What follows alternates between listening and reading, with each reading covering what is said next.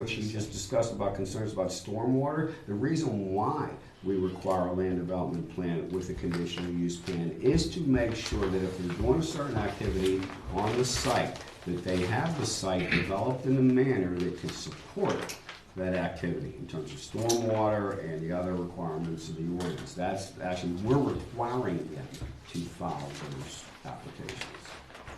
Okay, well, I want to make sure everybody knows that Jenna Walker and Haley McElroy, both from the Washington Water Conservation District, tried to follow this case. It's been going on for 14 months now. And they got tired of waiting for compliance. They turned it back over to the DEP.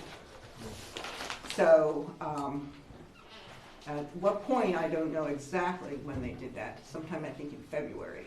They just got tired of waiting for what they needed.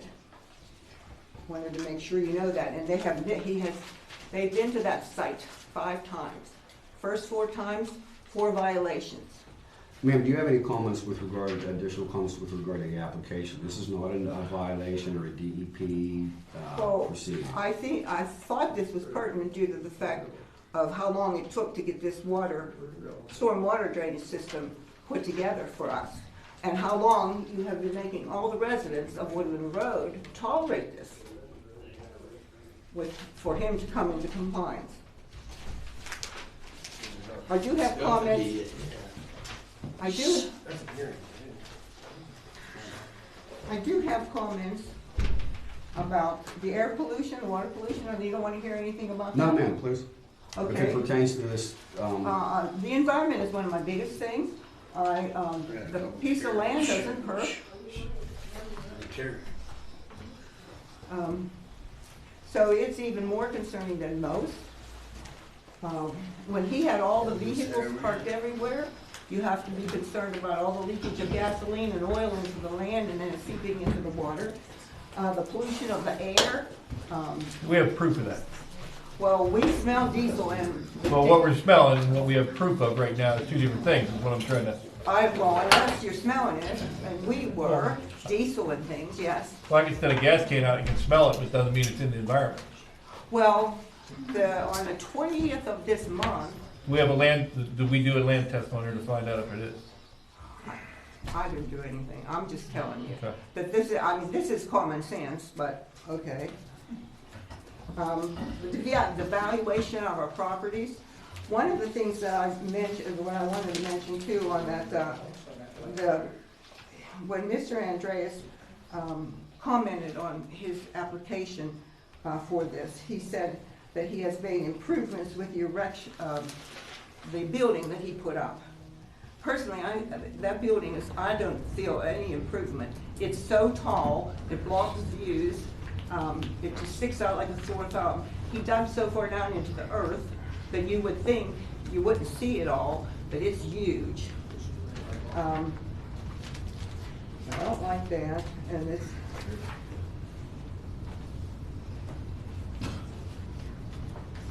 I think I kind of covered everything I wanted, but the valuation of our properties is a big one. Everybody around there, in September, if anybody went through in August or September, it looked like a dump. And again, I think other people are going to say this when they give their comments. It just looked like an old junkyard.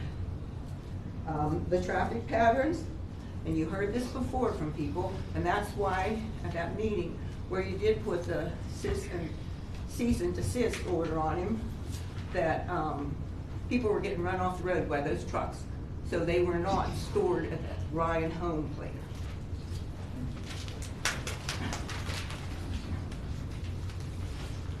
Does anyone else wish to make public comment or testimony?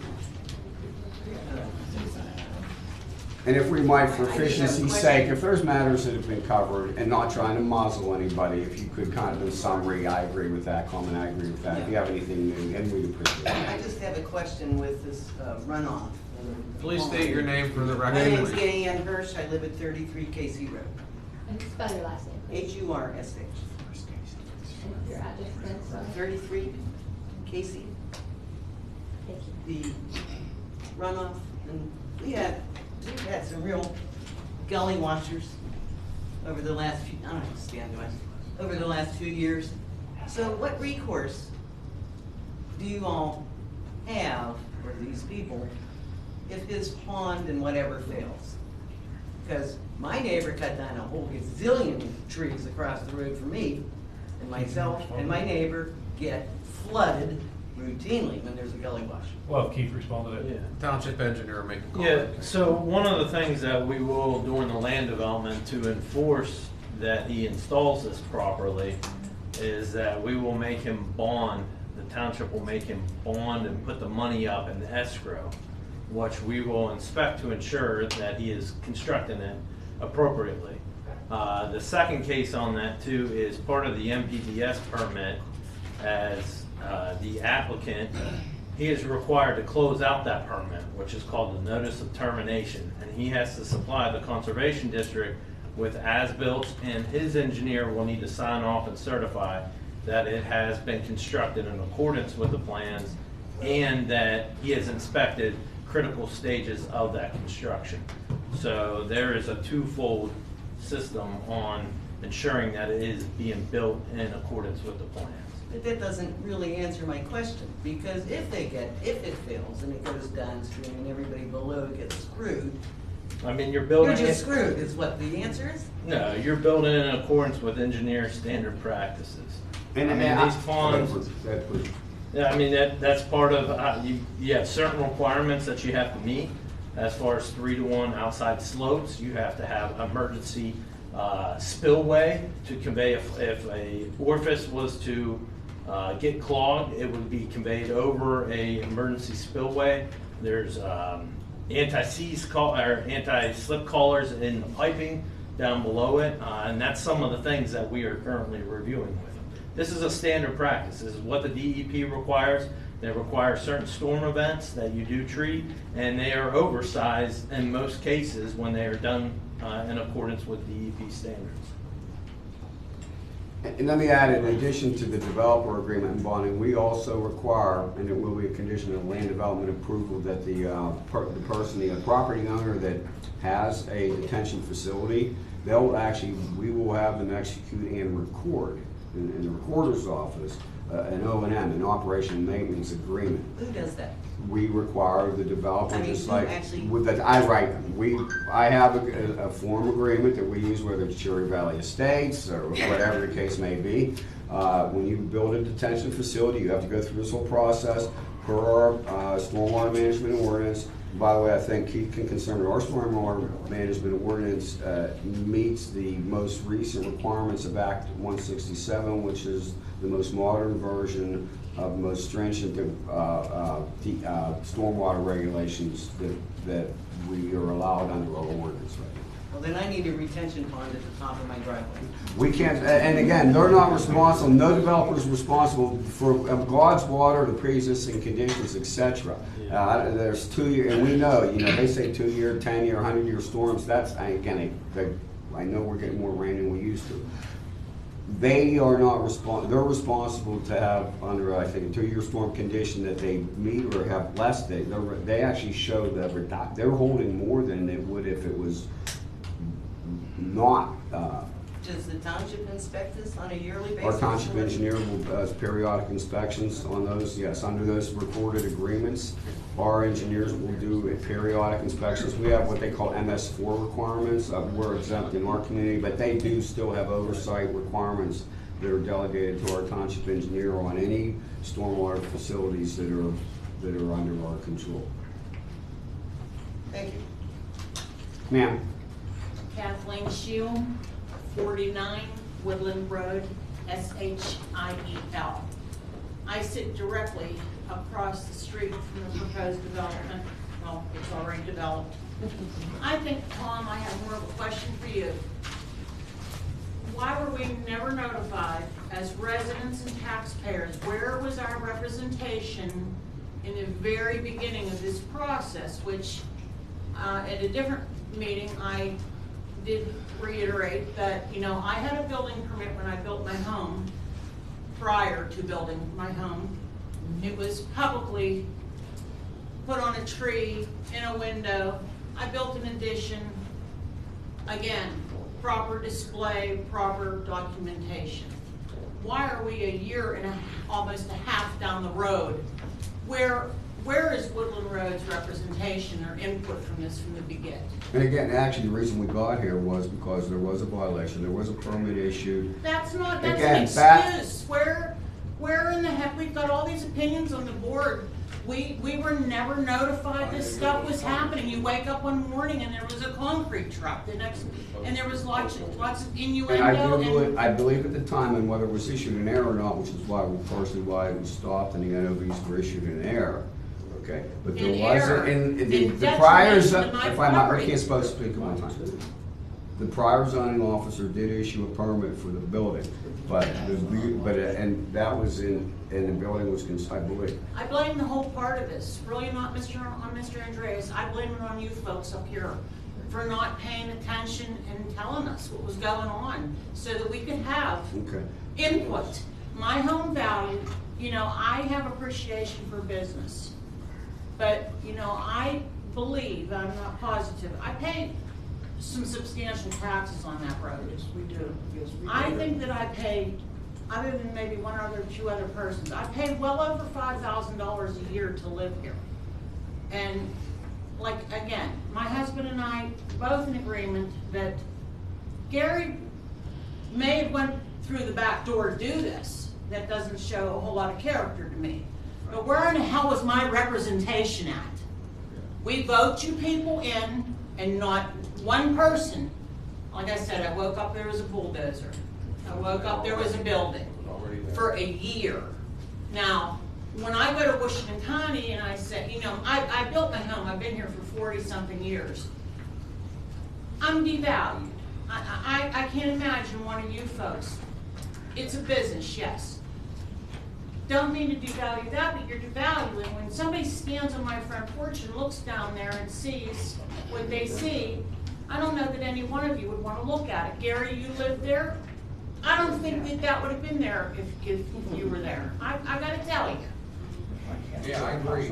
And then when you buy a piece of property, the property has deeds and covenants in it that we all signed off and abided by. In 1979, the then Township Board recognized it and approved it. Does that mean nothing? Why did that Mr. Goldfarb, the attorney for the property, come in front of this board and ask for the permission to have this registered in the recorder of deeds office? So there's no pull on that aspect of our deed, which the property he bought is also in his deed. And as I have told Mrs. Stazzle and advised publicly, we're not allowed here. And again, if somebody files a subdivision plan and they put covenants in that, they don't check on, that's not the government's Why business. not? Please, They signed off on it. That their In covenant, that's, 79, they signed off on it. ma'am, You're gonna tell me ma'am, when you put in a subdivision, two of us- you don't sign off on something and you don't recognize it later as part the of the government law? does not enforce those covenants. Those are private covenants between the property owners, and I have advised that if the property owners believe that those covenants would bar this, then they need to go to civil court on that. So again, sir, I do not understand why Mr. Goldfarb, when he made this subdivision, why he had to come in front of the Township Board in 1979 and have it approved by. Because every subdivision plan gets approved by a board of supervisors, but and the engineer approves them. They go to the requirements of the mets and bounds and the sizes and all that. If they choose to put private covenants in there, this board does not review those. Those are a private matter between the property owners, and so is their enforcement. And again, they're not before us. And I've read them. I'm not going to express opinion here about it, but I do believe there would be a question of fact as to whether, even if they were before a court, of whether or not they would allow or disallow this activity. I don't think that addresses the But that's not activity before as- us. As the description of our properties. And when the township signed off on something, I thought that meant something. We have simply approved the subdivision plan. It had those proposed covenants in it. Again, the Board of Supervisors does not say like that covenant, don't like that covenant. It's the private party's determination as to whether they want to put private covenants in their deeds. And those covenants, I do believe, allow any use that's But again- permitted under the zoning ordinance. Our zoning ordinance permits this activity in this I zone. understand that, but I, again, don't understand how this got so far ahead and no notifications. It really befuddles me. When somebody posts a building permit, unless somebody goes and calls the zoning officer or files a challenge to that at that time, that's not a matter that goes before a Board of Supervisors. It came before us because of the complaints that led to the NOV, that led to the zoning hearing board, that led to this application. And this is actually the time and place for folks to speak to it. No, I'm opposed to it. Does anybody else have any public comment? Ma'am? Rich, if you can give him 1 second. Sir, name and address, please. And my name's George Watson. I live on 151 Agape. Bought that place in 2020, July 2020.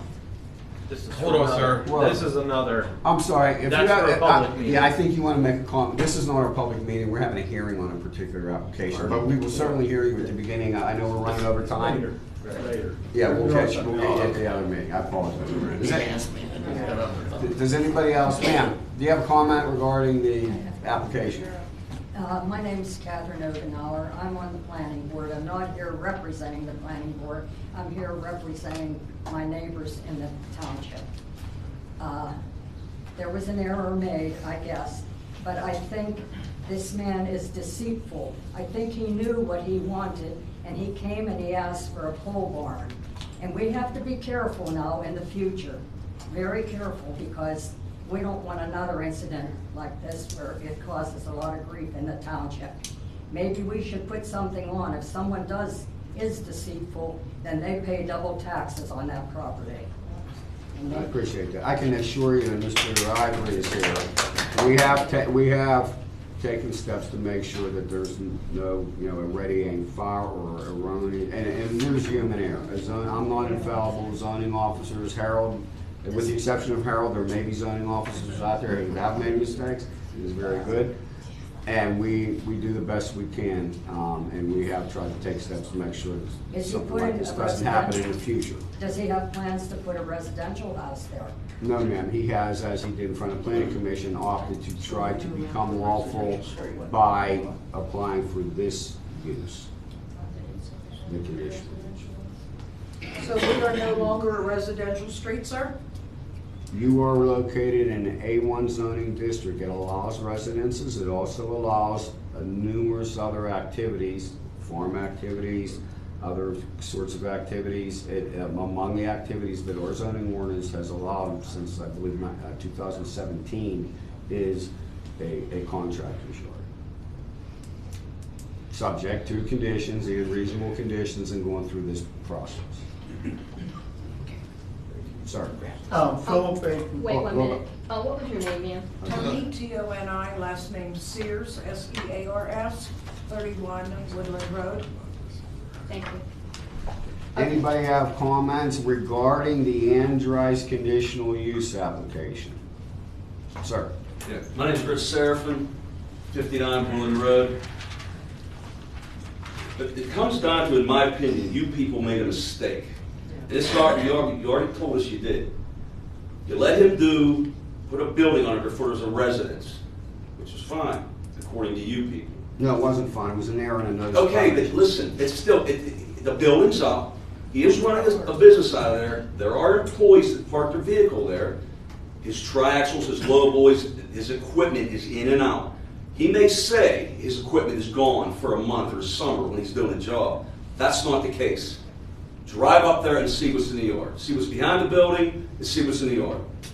The noise, you're giving him egress to come from 519, which goes right in front of my driveway. Okay? And it's already happened to me once that we got pushed off the road. Somebody, don't know who was driving it, somebody pushed us off the road. One of my kids were driving. And the second time I pull up to my driveway, here comes a triaxle again, pulling a low boy with a dozer or a big roller on the back. What did I had to back up to get out of his way. On a residential road that is narrow. This isn't going to stop. He's there all the time. People are there all the time.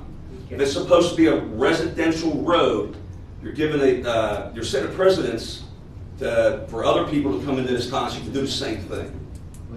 My taxes aren't going down because of this. My property value is. It is. It's right across from my driveway, like other people that live on the road, other neighbors. Everybody on our road tries to keep their property clean, intact.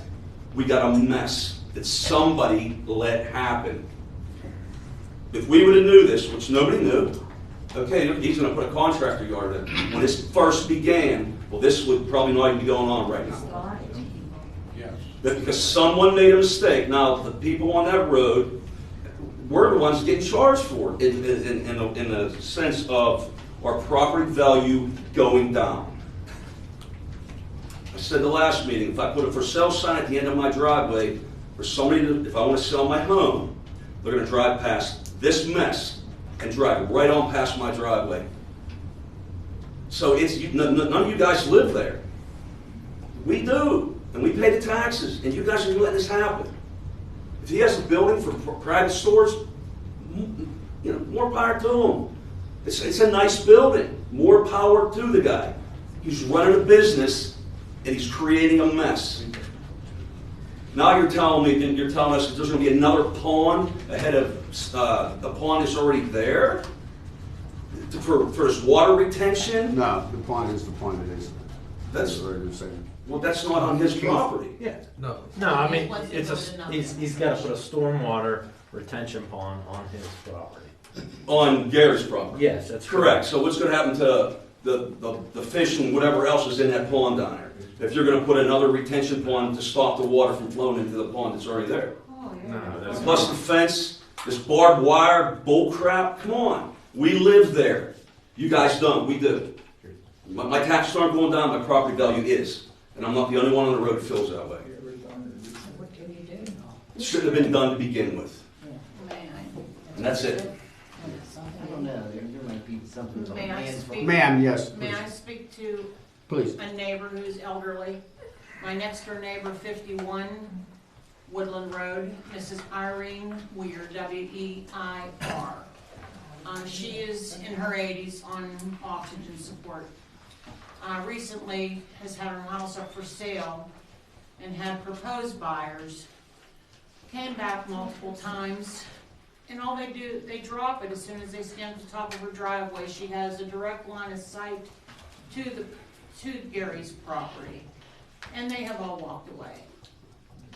The woman is, I mean, she had, the house was listed close to $350, I do believe, and she's come down to $220 the last time, and they walked away. Gary's beautiful home inside needs updated, but again, that's a hell of a hit.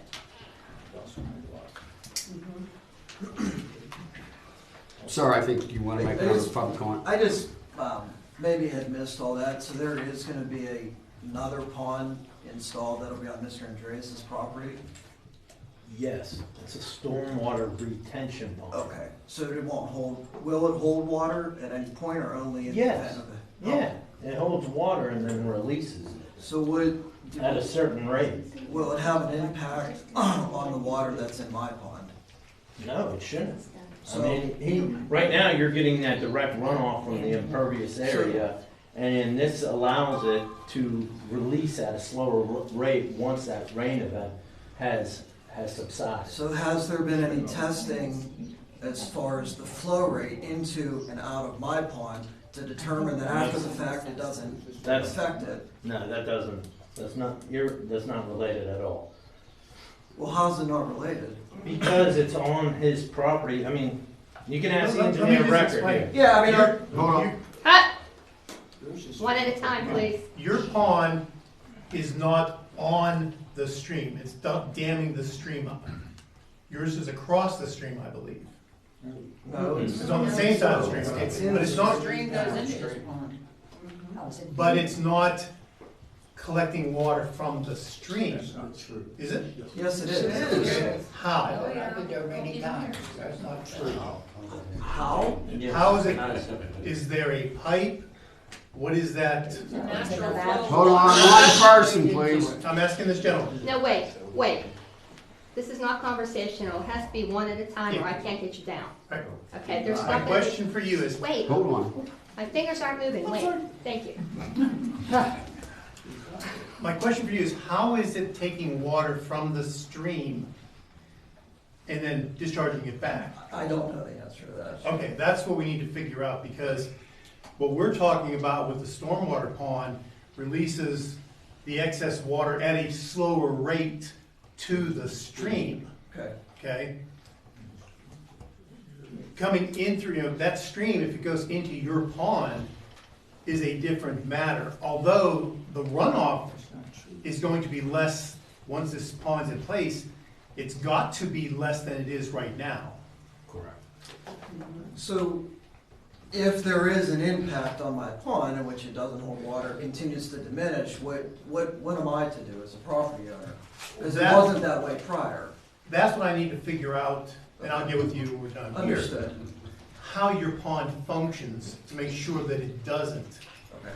The Conservation District DEP requires us engineers to do a certain reduction in the runoff from what is now. We're actually trying to collect the excess flow because the trees are gone, okay? We tend to overcompensate for that a lot of times. If we've got to rebalance things to make sure your pond still has sufficient water, under natural conditions, we're not going to guarantee water, we need to make sure as the engineers that you have the proper pond. I had thought your pond was off of the stream itself. Okay. Yeah. Okay.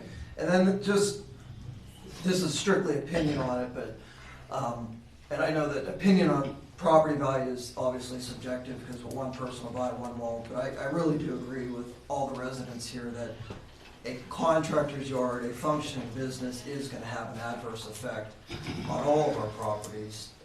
You know, especially if we're gonna have now barbed wire fences and the running of a business in an area where folks would most likely move to because it's an agricultural or residential area. So I just, opinionated, I would prefer that he not be granted the conditional use approval in this case, and that's my opinion on it.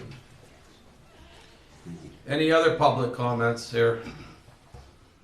Please state your name and address for the record. Amanda Cowden, 36 Woodland Road. Could you stand up? I can't see it. Amanda? Cowden, C-O-W-D-E-N, 36 Woodland Road. Are there any intention to widen that road? I mean, we have school buses and everything. I don't know if a school bus met one of the trucks, if there would be room. No. We have not had any discussions of widening the road at this point, Amanda. Okay. Just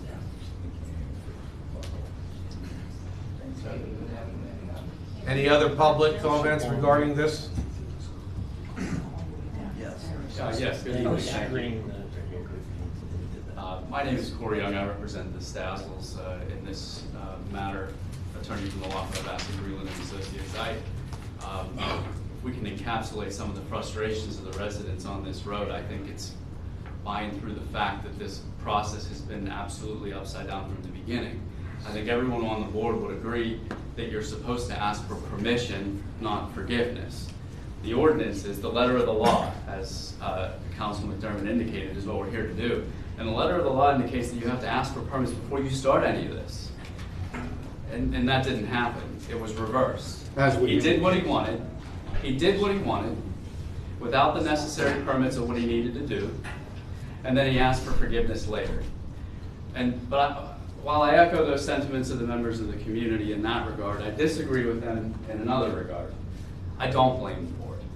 I don't know that there was a mistake made. I don't know that the board could have done anything because the applicant deceived the board from the very beginning. The applicant made an application for a residential building with absolutely no intention to use it as a residence. The applicant made an application for a pole building with every intention to run a building out of it, or a business out of it. It was only after he was cited with a violation that he said, well, I'll call it something else.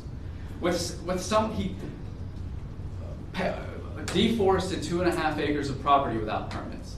He graded 2.5 acres of property without permits. He put up an industrial warehouse without permits. He ran triaxles and heavy equipment back and forth from this property without permits. And now he's coming to you and saying, well, I know that I've broken the law for a year or more, but hey, no harm, no foul. I don't blame the board for that because you've been deceived from the beginning. What I would blame the board, however, is if we continue to trust him, because why would we?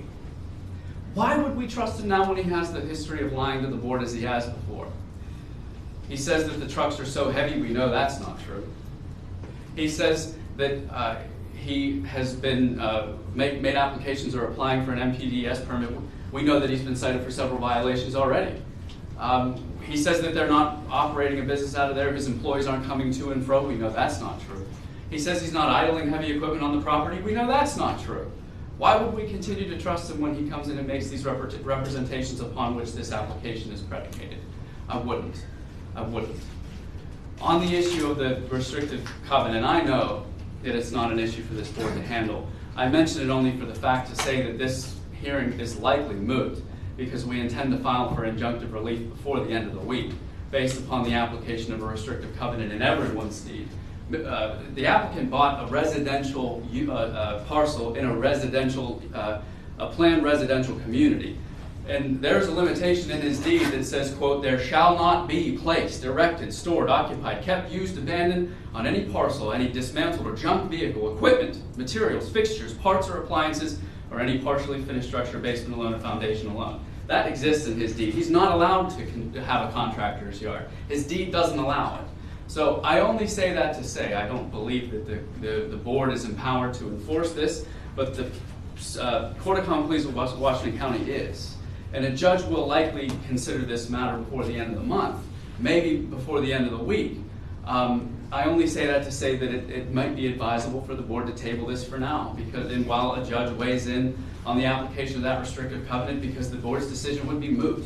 The board's decision on whether to allow him to operate a contractor's yard wouldn't matter when a judge says that he can't. Now I want to talk about the letter of the law. If I might, just on that point, I don't know if there were or not. I advised your client in October, I believe, that if she believed you had a civil case and to retain a lawyer, and if she filed something and we received an order from the civil court, we will certainly order it, and we would not, it would moot. You're right. Yeah. A court order would moot this entire process, and invited that to be done 6 months ago. Well, we're doing it now. Okay. When we get an order, we'll act on it. Yeah, like I said, I only say that to say that we're considering whether or not to grant this approval on something that is likely not going to matter. And if I might, just to help me out on the, and I'll let you make your other points certainly, on the points that you raised about credibility, belief, disbelief, prior, as you know, we NOV'd, shut down, and the person is entitled to, can you share with me, and I don't need it tonight if you don't, can you share with me any case law that allows a township to deny something if they meet the requirements of the ordinance based on belief or non-belief and whether they will comply with the conditions of approval? Can I cite you case law that indicates that the board can consider credibility of an applicant and credibility of the representations of an applicant? Yeah, I can do that. Sure. Yeah, I can do that. Certainly can submit that to me. Especially when the representations predicate his application. If he says, hey, the trucks aren't that heavy, and they really are we checking? If he says, I'm not making that much noise, and he really is, has the board checked? And I can assure you that if there's a condition, if there's an approval, there will be restriction on any use of any vehicles on that road in excess of the weight limits without bonding. The zoning ordinances, particularly the performance standard, require sound and decibel studies. Has the board or anybody from the township engaged in those sound studies? Can you cite me this section that requires that for this? Yeah, I sure can. Yeah, I sure can.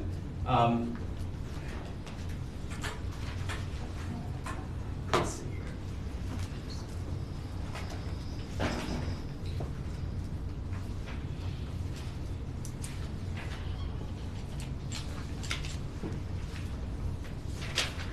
Section 702 of the performance standards in the Mount Pleasant zoning ordinances It's section 02, subsection B, noise.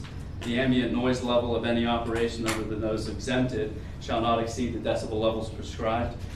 If you go down to subsection A, it says in residential districts, the decibel level shall not exceed 60. In business districts, that's 65. By reference, an ordinary conversation is about 65 decibels. I'm probably speaking about What's it in the A1 zone? In the A, well, it indicates either residential districts or business districts, so it's one or the other. It's either 60 or 65. I assume that if it's 65 in business, it's even higher in agricultural. At 65 in residential, this is a residential, I mean, the zoning ordinances don't prescribe it, but it does say where 2 or more zoning districts with different noise levels are prescribed, the most restrictive noise level shall govern. So I would assume that it's 65. And there would if it's approved in condition of approval, and it goes without saying that you have to comply with the noise requirements of the ordinances. Let's see. The sound pressure level or ambient level is an all-encompassing noise associated with a given environment. For the purposes of this subchapter, ambient noise level is the average decibel level recorded during observations taken in accordance with the procedures specified below. And the procedures are: averaging may be done by an instrument analysis in accordance with the American National Standard. Observe a sound level meter for 5 seconds and record the best estimate of central tendency of the indicator needle. Repeat the observation as many times as necessary to determine there are decibels between the low indication and the high indication. Calculate the arithmetic average of the observed central tendency indications. Wait, Mr. Young. Yeah, well, I'll incorporate by reference the section that was requested by I the have the solicitor. section. Yeah. We'll look at it. It doesn't again. matter, I need to get down what you're saying. Okay. Would the board be amenable to publishing the results of those sound studies? I don't know that we're doing sound studies for purposes, we can condition approval on, that they comply with those in their operations. So that would be required of the performance standards to grant the conditional use as it has been applied. The noise standards would have to stay below that 65 decibels, which, like I said, is about the level of the conversation I'm at now, although maybe not quite when I was a little bit louder. By way of example, idling a diesel truck is about 100 decibels. Loading and unloading materials from a dump truck, as he's indicated he's going to do, is about 130 decibels. Running a construction equipment emits between 90 and 120 decibels. I would be interested for somebody to go out there with a decibel meter when he's actually running the business that he intends to run out there, not when he is shoveling all his trucks to a different place in order to evade detection by the board to get his permit. All of the concerned citizens here have personally observed noise. They've mentioned it all up and down the road. What are we doing about it? The application for a special or a conditional use requires that those decibel levels be observed. The fact that they're not is grounds alone to deny it, or at least there should be strict exclusions on any noise above it, and it should be continuously monitored, because these residents will continuously monitor it. Smells emitted from the applicant's property do not meet standards. Section 702 again says no malodorous gas or matter shall be permitted which is discernible. March 20th of this year, somebody called the township because there was such a strong chemical smell emanating from this property that they couldn't even go outside. It was that noxious. Somebody called the township and complained about that. Any investigation as to that complaint that the board can report? The board is not testifying, we're taking testimony. Just thought I'd ask. Sites visible from the neighboring properties violate performance standards. You heard from this individual who indicates that he has a residence on this, right? Bordering this property? Correct. You live there. Anybody who has a residence has to have a 20-foot buffer between this area, and the 20-foot buffer has to be planted with a mix of 30% deciduous trees and 70% evergreen trees. And they have to be 10 feet apart, no more than 10 feet apart. So the 15 feet proposed violates the letter of the law that we're talking about. How many trees are planted between your residence and his? Hundreds. None. Would none be the answer? Well, it would be the pond is what I had requested. Between your pond and... Correct. So we don't have your very performance standards that this board has the power and the obligation to enforce aren't being followed. By their own admission, the trees are not close enough. They have to be 10 feet, not 15 feet, which by itself is enough to deny the application. The residents of Woodland Road have been heard today. They have frustrations generated from the fact that Mr. Andres asked for forgiveness and not permission, and they don't forgive him, and neither should you. Thank Does anybody else have any public comment? Please. Does anybody else have any public comment? I have a real quick I will comment. give you, I will give you, if the applicant or his representative wishes to respond. Or, Sure. In regard to any matter brought up.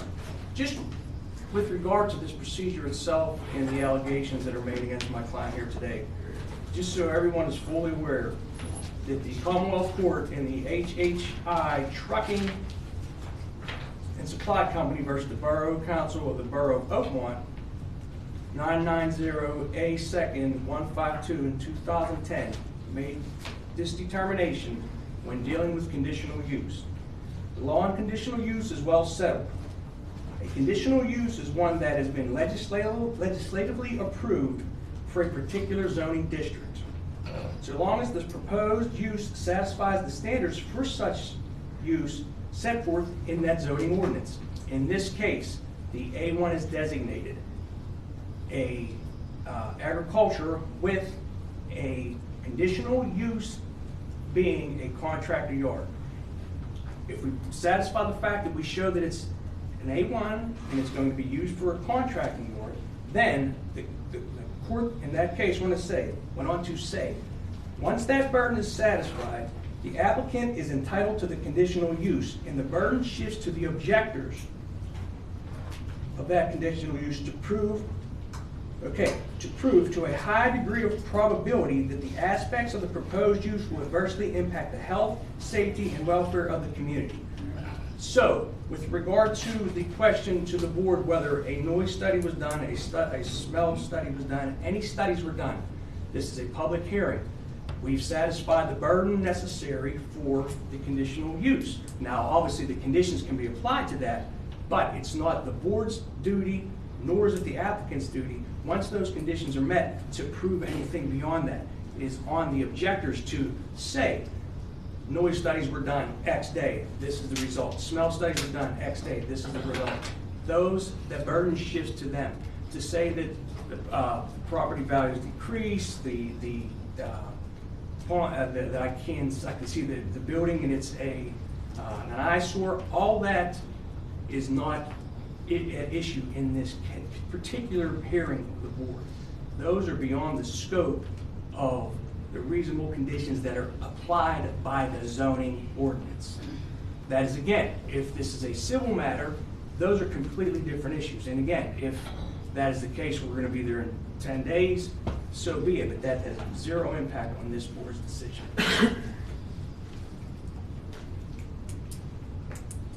That's all. Anybody else have any public comment?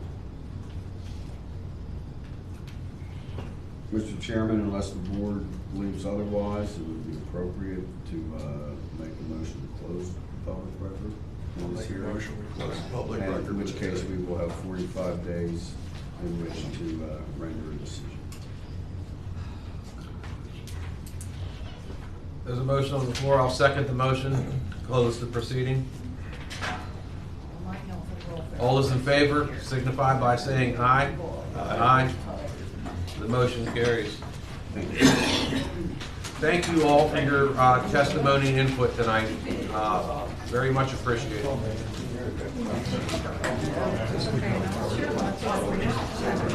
That's actually better.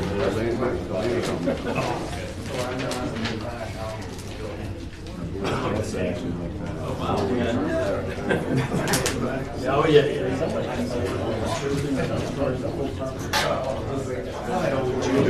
Yeah, I know. Yeah, I've been doing a lot of it. We can talk.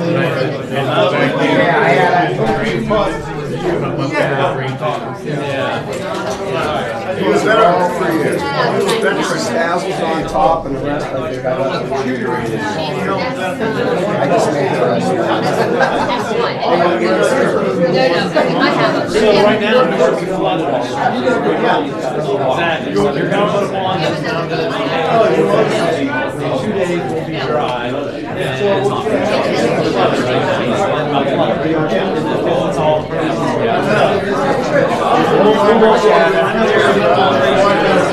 Yeah, because any water that goes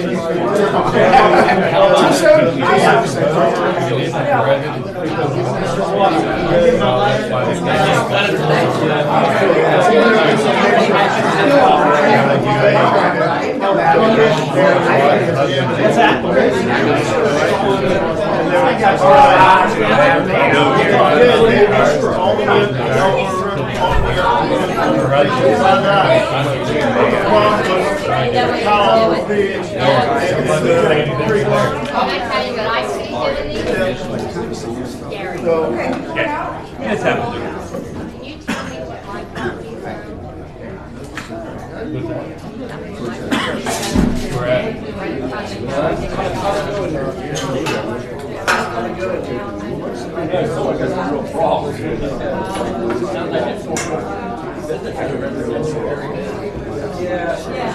I stayed outside.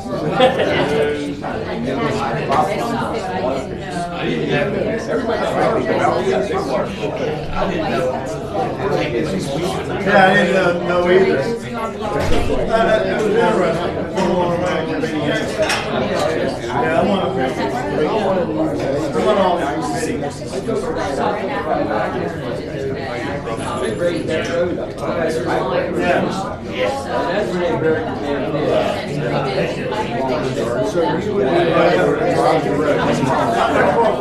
the other day, I rode down here by, 980.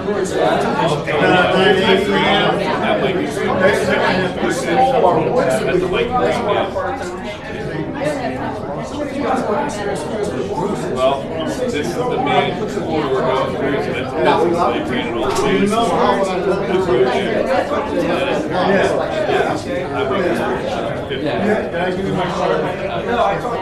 Well, they stop right there, that's all about the station. 50's all about why they did it here, which is a big difference. Probably this is anybody here would probably do this.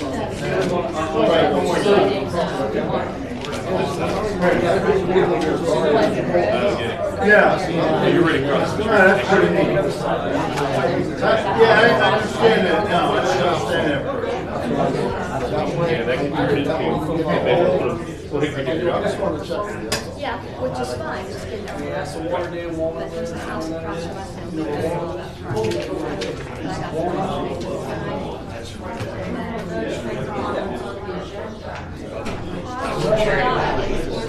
I I'm close to that. I've stayed fine. on this side. I've done a cherry valley. See, our property goes like this, like we're on 50 here, we have homes on 50, and our house is down here.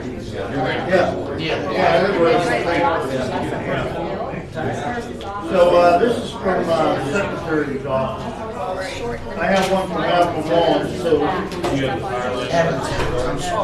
have all kinds of. I wrote a proposal. I like about so you're gonna change Thank God she gets it. I promised her we could wrap it.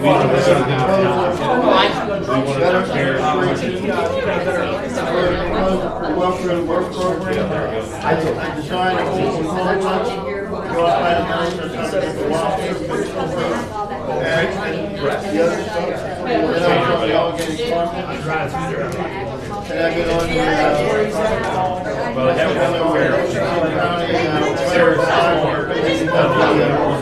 that's the better than that. Come on, Yeah, it's right there.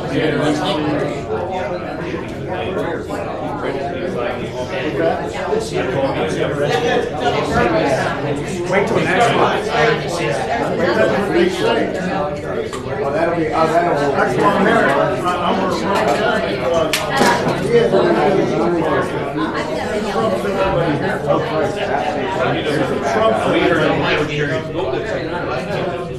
You don't want to hold everybody like yeah, he falls under the public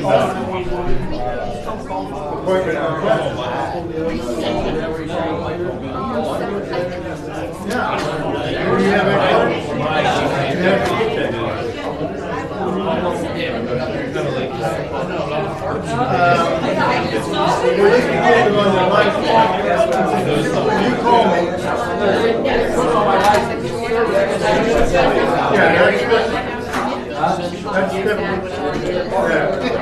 Yeah, this is from the, this is from the Department of Defense. Secret Service. Yeah, Tom. That's the downfall with people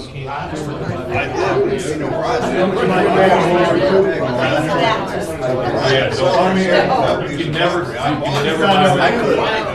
not the price anymore. And then that kind of stuff. Yeah, so you gotta get this card. This card is good And everybody else. anywhere. On the plane. You get people coming in there with large money, they go, George, you have that card? My wife's good. Oh, wow. You have a card in there? No. That's the POD bank card. I've never yelled that long, that loud. Have I ever loud? You never had an Indian card.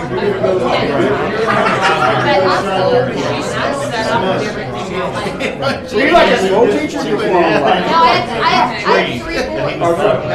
And I lived on 28 acres. When I yelled, they really so they're gonna start on the outside.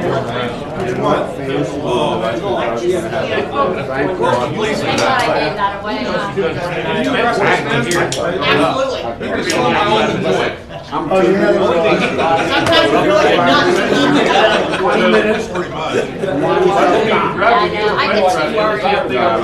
Thank you so much. I gotta be in I'll give it to you. So I couldn't go. What do you got up there? Definitely.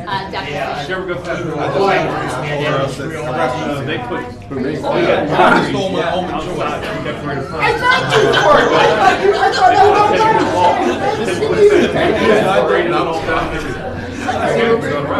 People don't like it. But they can put it there for the cops. And I think if anybody wants to go through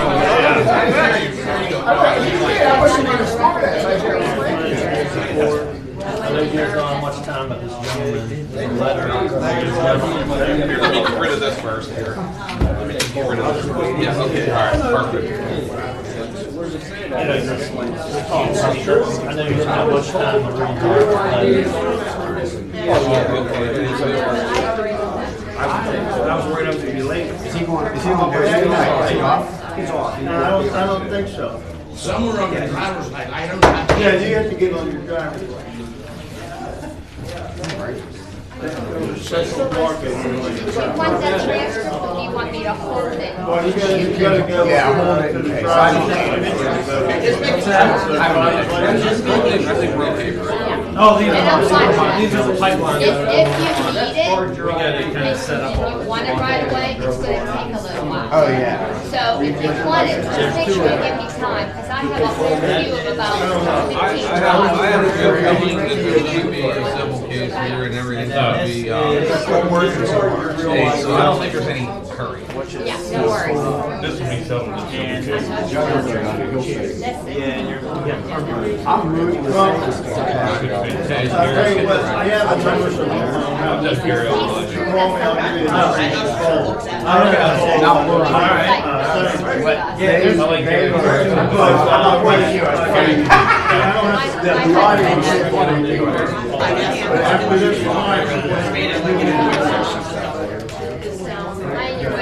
That's all right. I'm almost done. It's okay. Are you retired from the It's always nice to see people, maybe not that many people all at once, huh?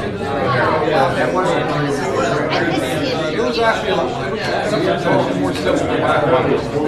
Well, yeah, it wouldn't have been if you didn't tell them to knock it off. It would have got out of control. I was in And I'll talk to them. I wanted to go on all. They know what they're saying. What it started with, we ended up locked out. I never used to say anything, now I just, like, nope, not. I think a bunch of grown adults, but I think. So am I. So am I. Where am I? Thank you. Thank Still not you. addressed the solar meeting. Yeah, that's right. 4 hours. I've been pretty lucky. Hopefully we make that quick. I gotta go to the thing, so most of the time I like big I don't know if go it's to one in front of you. All right, hello, everybody. I want to apologize for the long delay at the start of our normal township meeting, but I thank you for being patient and hanging in there. I think it was a nice evening tonight to enjoy the nice weather out there. Yeah, our camera never shut off, so everyone got to hear the post meeting. So I see the light on. So let's call this meeting to order with the Pledge of Allegiance. I pledge allegiance to the flag of the United States of America and to the republic for which it stands, one nation, under God, indivisible, with liberty and justice for all.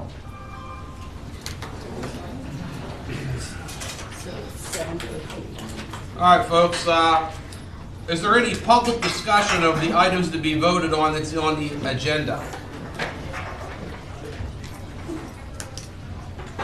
If not, we'll move on to the minutes from the March 26, 2025 Supervisors meeting that were presented. I'll make a motion to approve the minutes of the March 26 Supervisors meeting. I'll second it. The motion's been moved and seconded. Are there any questions on the motion? All those in favor signify by saying aye. Aye. The motion carries.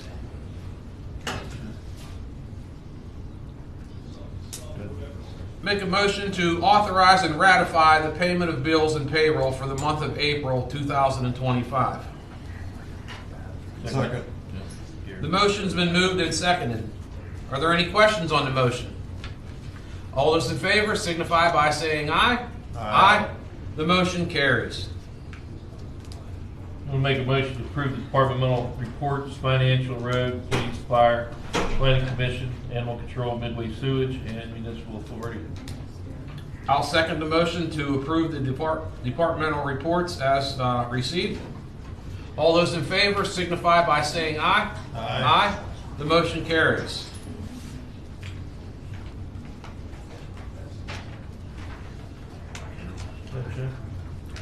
All right, we had a resident from the community. They want to donate a 10-foot composite gazebo down to the Westland Park.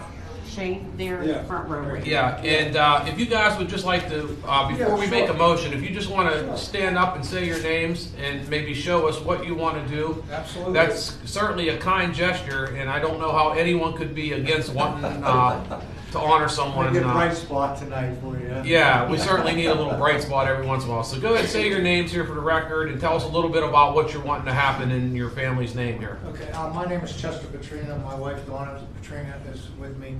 We're residents of South Strabane Township, but I have roots in Westland.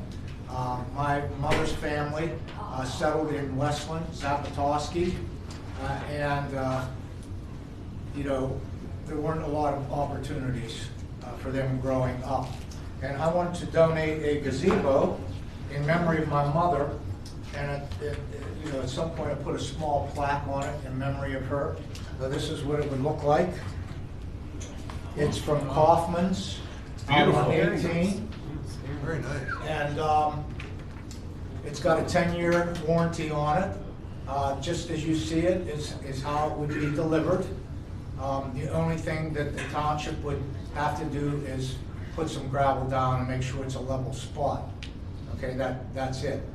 And I was thinking about, I saw the flagpole that you have there. Yeah. And I was thinking about on either side of that flagpole, maybe in between, there's a tree on each side, maybe centered in there. It's just an idea. When we get a little closer to when this is going to be delivered, I could meet somebody down at that location. We could discuss it a little bit more, but the turnaround time for this is 6 to 8 weeks. All right. It's a nice pavilion, and it'll do the community justice. It's a $10,000 pavilion. And, Very good. Thank you. Yes, yes. And, Well, it will be a gift to the township. Yes. Well, we're going to make a motion here real quick, and then I'm going to have a couple more questions, Sure. and I'm going to get you in line with someone else that can help you and we'll have a discussion further to make this happen, okay? But let's just make a motion here right now. Okay. Can we ask Yeah. one more thing? We would need your 501c3 certificate. We're not a 501c3. It's a 183C, but we'll get you Well, what you need. I could just give her a tax exempt certificate. Yeah. That is for the okay. purchase, yes. Yes, because I plan on putting a down payment down on it Friday, so I really want to get this moving. Yeah, once it's approved, we'll. Yeah. once it's- All right. The sales tax, you mean? Sales tax. I will make the motion to approve the generous donation from the Chester Petrina donation of the 10-foot composite gazebo for the Westland area.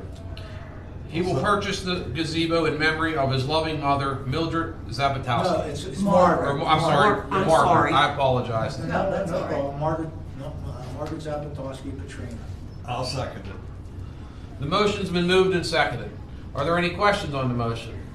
All those in favor signify by saying aye. Aye. The motion carries. Thank you so much. Thank you. Mickey, just raise your hand and turn around. Mickey's our Public Works Director. And Patrick, are you in here too? Yep. Patrick? So between those two gentlemen right there, get their contact information, their phone number, and switch numbers. Okay. And then they'll get in contact with you. You guys can meet down there and talk about where you want to put it, and then he'll report back to us. We just want to make sure it's at a safe location. Exactly. You know, we'll have to agree on that and sign off, but Sure. work with those two folks, Okay. and they'll get the site ready upon delivery. Okay, and I just wanted to add one thing. I just wanted to make sure that it stays in that location, that in the future it's not moved to some other location. I mean, it would defeat the whole purpose. No, absolutely. I mean, I couldn't agree with you more. I mean, that's something in honor of your mother, Yes. okay, and something that you want to do, and I'm sure that we can make that happen. Now, we'll do what we can. I'll talk to Tom about on how we can address that when maybe 20 years from now or 10 years from now when we're no longer part of this board, okay? And we obviously heard about other things happened in 1979 that we weren't aware of back then, but we'll address that on how we can handle that moving All forward. right, I'll be in touch, and when it's delivered, then, you know, we can meet and go over things, you know, when it's delivered to Kaufman's. And you know, it might not even be a bad idea to have some type of dedication in honor of your mother as well. Yeah, if the township would be interested in that, that would be a beautiful thing, absolutely. Yes. Thank you. Thank you. Thank you.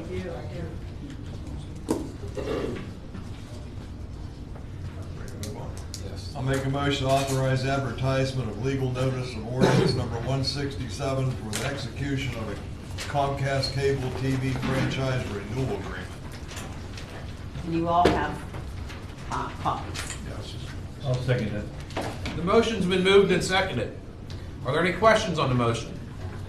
All those in favor signify by saying aye. Aye. The motion carries.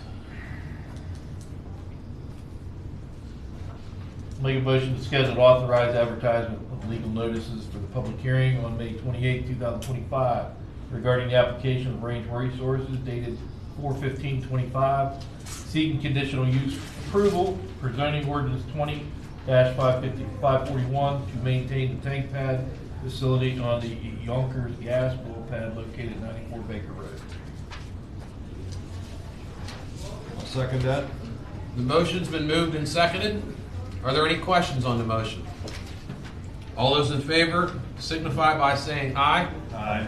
Aye. Shane, in item 9. The motion carries. Oh, okay. That should be May 12th. I'll make a motion to hire James Ritz for the Public Works position effective May 12, 2025. Second it. The motion's been made and seconded. Are there any questions on the motion? All those in favor signify by saying aye. Aye. The motion carries.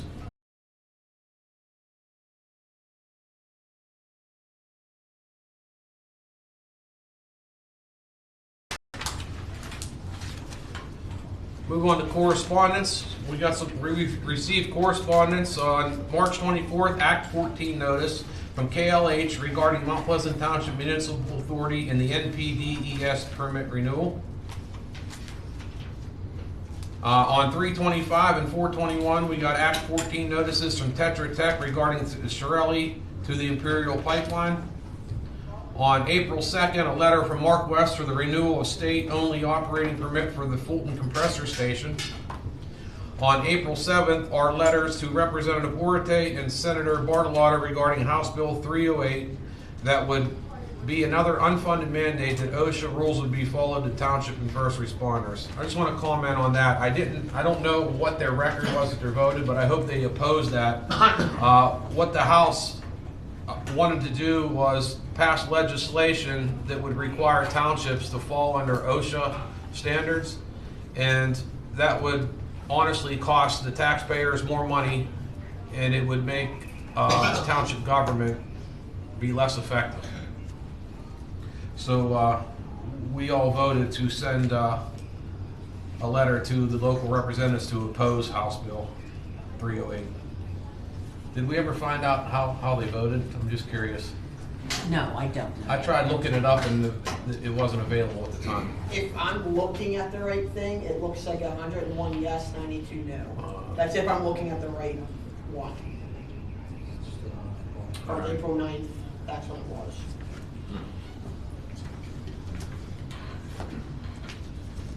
All right.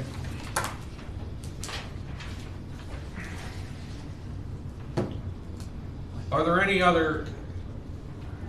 any other public comments that you'd like to speak tonight? Maybe not necessarily regarding the agenda. If so, please state your name for the record, and please try to hold your comments to under 2 minutes if possible. Okay. My name is George Watson. I live at 151 at Coffee Road. I moved up here in July 2020. And I got a rental house there. And it's been flooded almost every year. And I couldn't figure out exactly why it was flooding, but then last flood I was there, I seen it.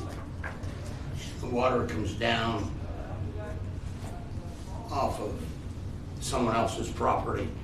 And right between my 3-car garage and my house, somebody installed a 18-inch pipe across the road and tied it in to my pipe, hooked to my garage. And that's what's causing the flooding. So I'm glad we was able to figure out what the problem is, because I remember talking to you that wasn't the first time that happened where you had a flooding issue. Right. The last one was on, I got pictures here, it was 24. Right. Well, I think there was a letter sent to him by Keith from Redcon. Yeah. We have a copy of it. Yeah. They were out. They didn't see the pictures, I think. I don't know if Keith is still. Oh, there he is. I'm right here. Okay. Well, Keith Strait, our engineer, is here. If you want to comment on it, Keith, there. I just got their letter today. Okay, well, maybe he could just give you an explanation. The man is here, so he can tell you a little bit. And he'd also be willing to meet with you too. So we already did. Okay. Yeah. So I got pictures of the flooding here. Okay. They told me it was probably personally between me and my neighbor. Well, I don't want to make my neighbor mad at me. Yeah. And it's on your right of way. And I tell you, I've spent in excess of $30,000 on my rental house, putting a furnace in it when I got there. Then it flooded, and I had to put another new one in because they won't let you put a flooded one in. And I put a French basement in it. small water heaters. And I know I probably got some pipe problems in my place. I gotta find them. Yeah. So, but I think you're good. Yeah. Yeah, that's quite a bit of water. he's also got a pond over on that property, so it comes down. But everything, Mr. Stacco used to own that farm. And before he passed, I was good friends with him the last 4 years. He told me that that ditch on the left side of the road went all the way below the barn and the water come out down there.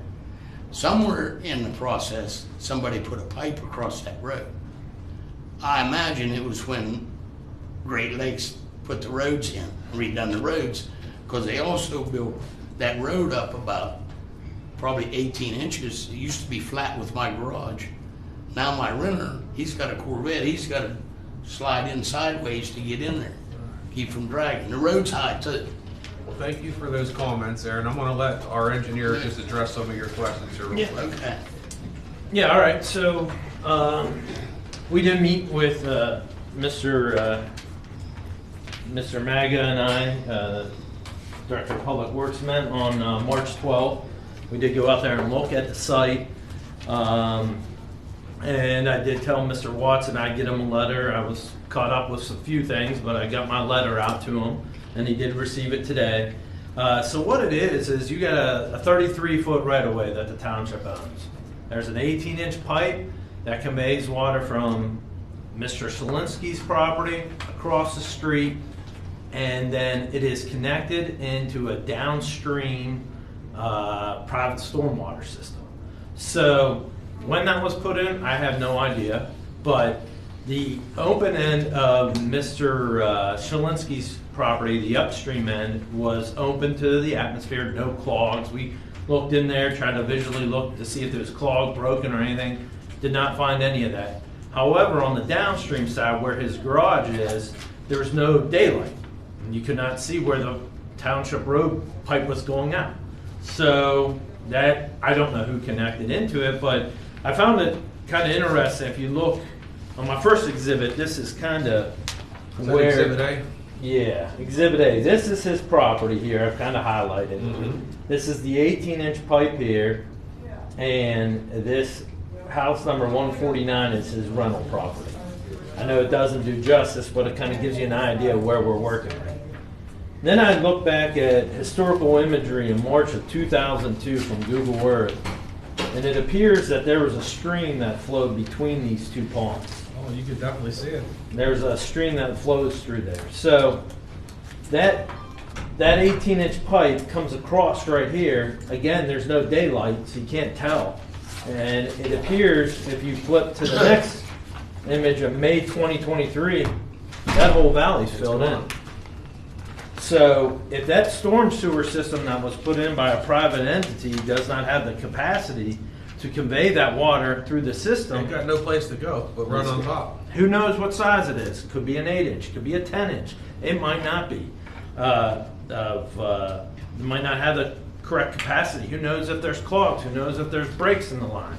So, I mean, an 18-inch line, I did not do a full hydraulic analysis on the sub-watershed, but an 18-inch line is of sufficient capacity, 15-inch, for typically under a road crossing for a township road, which I believe the township is responsible for the 33-foot right-of-way and the infrastructure that is within that right-of-way. Mr. Watson, I'm just hearing what he had to say, and I can visually see that with my eyes here. There clearly was some type of open water area for that water to go at some point, and now you can plainly see that that's covered up. So somewhere in that time frame, that ditch that was there, it's no longer a ditch. So if there was a pipe in there, it's either plugged or crushed or something, and that's not the township's responsibility to fix that on your property. Excuse me, right, making the road higher. Maybe they probably buried the ditch when they brought the road up higher. Well, I mean, there's an 18-inch pipe that takes water from Mr. Solinsky's property across the road.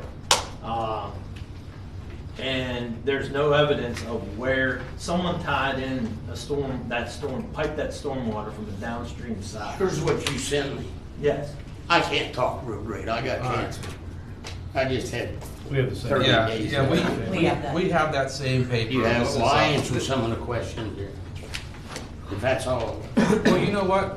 Why don't, you can take these questions here and you can just direct them to the engineer. And then he'll give you an answer. So go ahead. I'll give you the time to address those. Someone put a ditch in, pipe I would across say the that township. road on the other side. Hold on here. We've got two conversations. I'm not one to hear. I don't know. This man is a disabled vet. He's 100% disabled vet. Now, we hope you people can help this man out. For one thing, I don't know when that pipe was. Whoever buried the ditch caused the problem. So they tied into, well, was this area filled in with permits? I have no idea, but they said there was a ditch here, now it's filled in. When they raised the road, Yeah, They well, buried the ditch. I'm a little concerned that this has all been filled in, and you know, you're opening a can of worms because now Ken this Worms is running on him. His property depreciates. well, Furnace and hot water heaters. Hold Well, on, I mean, sir, Mold. the only, What the the hell only is thing I going see, on? something happened from 2002, or is that 2002? Yeah. From 2002 to 2023, right? Well, whoever raised the road, you guys had to sign off on it, didn't you? Well, no, that right there is on private property that we're talking about the ditch. The township did not go on that property and fill that in. So either the previous property owner filled that in or put that pipe in of some sort, but the township had nothing to do with that. I'm saying people put the road in, buried the ditch. That's what I'm saying. I mean, hasn't that road been there for years? No, it was a Red Dog Road, a guy told me, and they had it redone. They raised it like 18 inches high above my garage. The solution for this would be to open up the end of the township on the downstream side, open that up so it flows freely. Yeah, open that ditch Flows back freely. up. You can Open see that it ditch back up.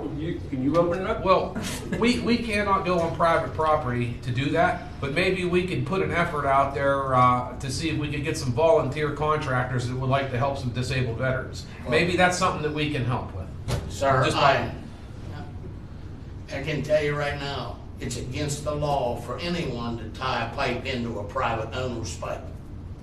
That's against the law, I know that. You don't know if that pipe could have been daylighted in the private owner before you. You said he put this piping in. He tied it. I did not say that. I did not know Did who you put the that pipe in? Did you fill this valley in?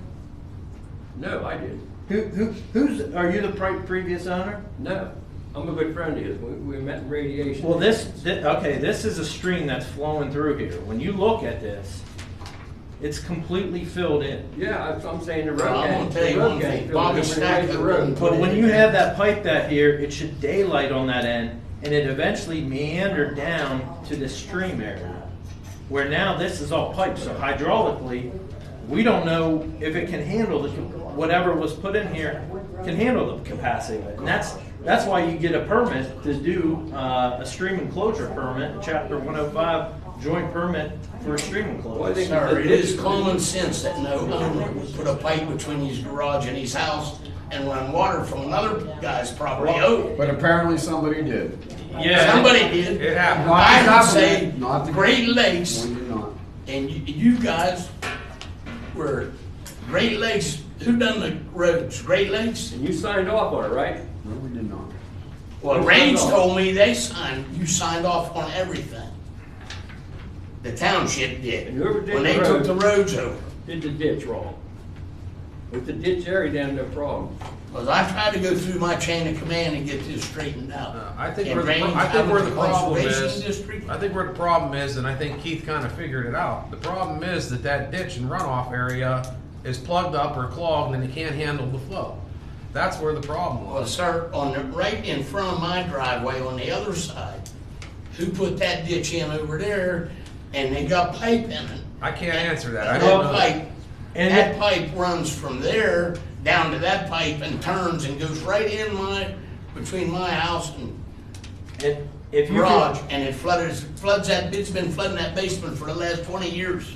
And if you feel it's a matter of an upstream resident stormwater, that's a civil matter between you and that owner. How's it between me and him when it's on your right of way? What, you're saying the water flow's coming from You this want me to property. fight with my neighbor, Shalinsky, the multi-millionaire, over a damn ditch that you guys, it's on your right of way. The road gang filled it in. But that ditch there, we have no problem, right? It's on your right of way. Well, this is what I'm more concerned about. When you look at this 2022 picture, you can see that ditch went all the way below my barn, and the water comes out down there, not on my house. Well, is this tied into this, someone put this piping in here? Is it tied in? Yeah. The one from his pond is tied in, I believe, because I'm talking about from the township downstream side. Where is the township discharge area? Where's that pipe? Where's it discharged? The township's district? Yeah, you can't see it. He's just tied into a private stormwater It system. That was comes all the way along my pond, all the way down through that little ditch or pipe that somebody put in where it says Rich and Jane Lane. I showed you that pipe. I showed Mickey the pipe. The pipe is across from your rental, or across from the garage is here. We see the open side of the pipe on Solinsky's property. When we go to your side of the property, there's no opening of that pipe. Well, I'm gonna dig it up on my side, and then where's your water gonna run? It'll run right in my garage. It's gonna From run that side. It's For gonna. God's sakes, a blind man. Ray Charles can see that. Couldn't we get the ditch put back in where it was before the road gang went in there? I think you open up this whole stream. You open up all this stream, and you open up from downstream of where that pipe discharged, so it can go right down to the stream. Well, coming up the road from downstream, it runs right below my barn. And this water would go down that ditch. You can slope it. All right, I gave you plenty of time to talk about this. This could be a discussion at another time, but I've been more than fair with more than 2 minutes. It's been more like 10 minutes. Let me tell you one short In thing. the meantime, he's getting flooded out. You know, There's another pipe that flows into my pond, halfway up my pond from Shalinski's. And that pipe flows to another pipe that goes into my pond. Then it goes uphill, then all that water is running when it rains off his property down over into that pipe. Well, we at the township, we're not in the business of putting pipes off of our right of way. So we're gonna maintain our right of way, and that's what we're gonna do as our township. What is done off of those right of ways isn't our responsibility. Are there any other public comments at this time? Can you put the ditch back in the way it was before the road crew come in there? Mickey, would you like to comment on the previous ditch? You would know more than anything about that. What was the previous, what's the question here? Is there? The road crew never went there and did anything of what they're saying, so I don't know what they're saying. Not the road crew. The road crew put the road in. No, why would they go down in the yard? Down in a They ditch. paved It's the right road, beside. it's already there. It's right beside the road, the ditch. No, the pipe was farther down in there. I've been there Went for down 4.5 my garage. years, and I've never seen anybody clean a ditch out over there yet, where the pipes go through. It's got Alright. weeds in it. All right, we're not gonna solve anything here going back and forth right now, but, Give me the permission to dig the ditch. I'll dig it for you tomorrow. all right, any other comments? Please state your name for the record, and please try to limit your comments to a reasonable amount of time. Kathy, look, I just have a question. You took a motion to advertise for the Yonkers tank pad, and I just wanted to know, what is the difference? Is there a different activity this time that they had than what they had last time, which didn't have a conditional use hearing? Good, Tom, do you wanna comment on that? Is it a different activity? Yeah, generally familiar under our ordinance, you need prior proceedings. There's a section that allows one to have a temporary storage, water storage, and there's a provision that allows one to have that approved as a conditional use water tank permanent facility. There's been an application filed to have that approved as a permanent, not subject to the temporary permits that were the subject of the zoning hearing board proceedings last year. Range has filed an application seeking conditional use approval to operate that same facility as it exists, I understand largely as built as a conditional use or a permanent tank pad as opposed to temporary water storage that would be subject to those 180-day permits. And it's already built, you said? The facility that's already there, I do believe, and I haven't reviewed, and whereas the engineer, we just got the application, and all we're doing is processing for the public hearing, similar to the one we had earlier tonight. It will go to the planning commission meeting. I believe it'll be on the planning commission meeting agenda in May, in early May. And in late May, there will be the conditional use hearing.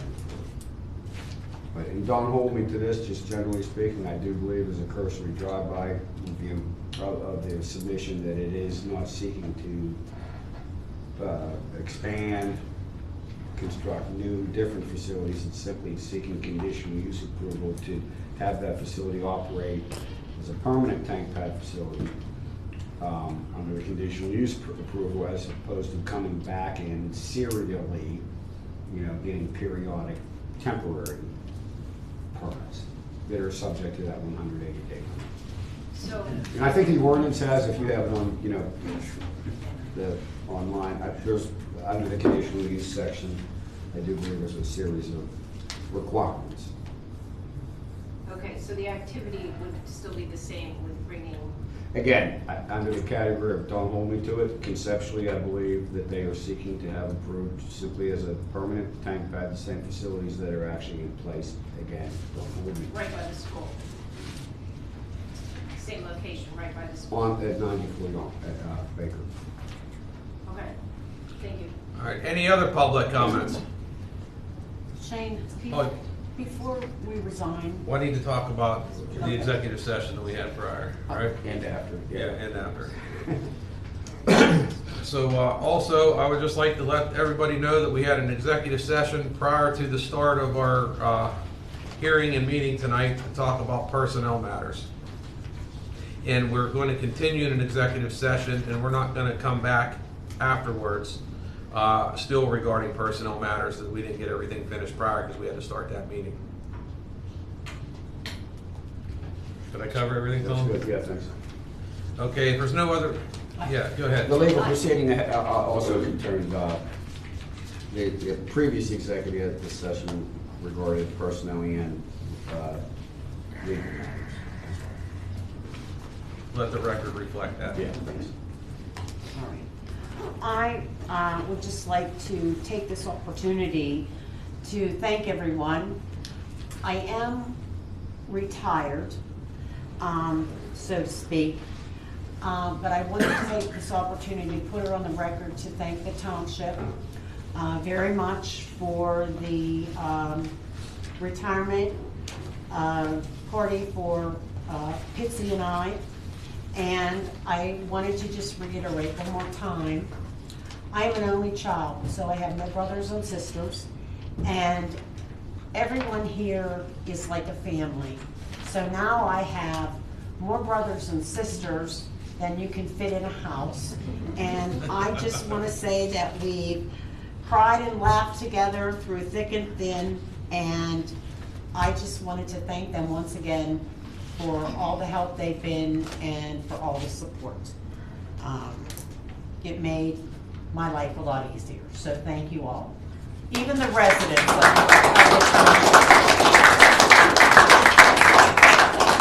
the township residents have been very kind and very supportive.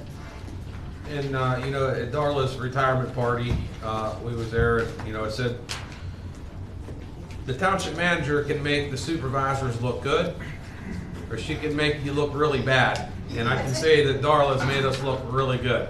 So Darla, thank you for your years of service and public service. And not only that, Darla worked at Midway Borough for over 20 plus years. Yeah, I have a total of 40 years in municipal government. Before coming here. So we're very happy to have Darla, as long as we did have her. And we wish her all the best, but she's not going anywhere too fast, if I can help it there. As you can see.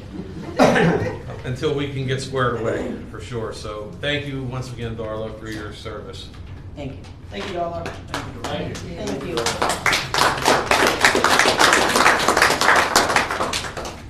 Okay, so after that all said, I think I'm going to make a motion to adjourn. I'll second it. The motion's been made and seconded. Any questions on the motion? All those in favor signify by saying aye. Aye. Motion carries.